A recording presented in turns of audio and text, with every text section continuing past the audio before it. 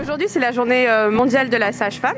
Donc on a choisi ce jour volontairement pour faire grève parce qu'on a plusieurs revendications qui portent sur notre profession, sur la reconnaissance médicale de notre métier, sur des revalorisations salariales à la hauteur de nos compétences.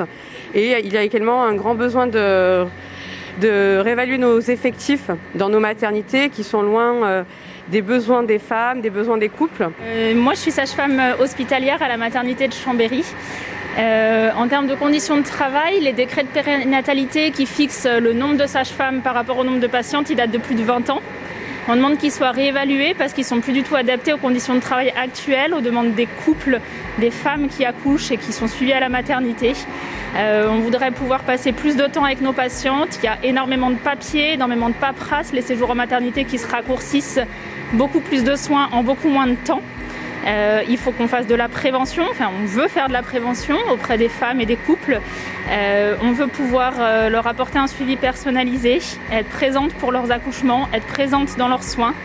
Et on a besoin d'être un peu plus nombreuses et de réévaluer ces quotas de sages-femmes. On est peu en France, on est 23 000 en France et on a l'impression d'être toujours invisible.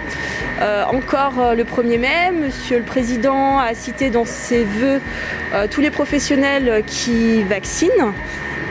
Il a encore oublié une fois les sages-femmes. Donc par rapport à la vaccination Covid, les sages-femmes sont habilitées à prescrire et à réaliser la vaccination. C'est pas faute d'avoir insisté déjà plusieurs fois et ils nous avaient encore oubliés. Donc quand est-ce qu'on va être visible? Alors c'est vrai que nous en libéral, on se retrouve à avoir quand même beaucoup de paperasse, beaucoup de travail en plus des consultations. On a des honoraires qui n'ont pas forcément été revalorisés et on a énormément de compétences pour pouvoir prendre en charge les femmes tout au long de la grossesse et également pour leur suivi gynécologique.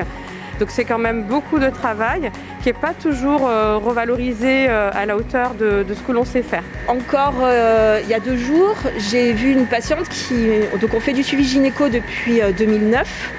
Elle me dit c'est ma tante qui est infirmière qui m'a dit de venir voir une sage-femme, mais j'aurais jamais pensé qu'une sage-femme pouvait faire du suivi gynéco. Nos compétences sont encore trop peu connues de la population générale. On attend un calendrier qui nous permette de rediscuter de ces décrets de périnatalité, de les remettre à jour, de réactualiser le nombre de sages-femmes dans les maternités en fonction des besoins des femmes et des couples.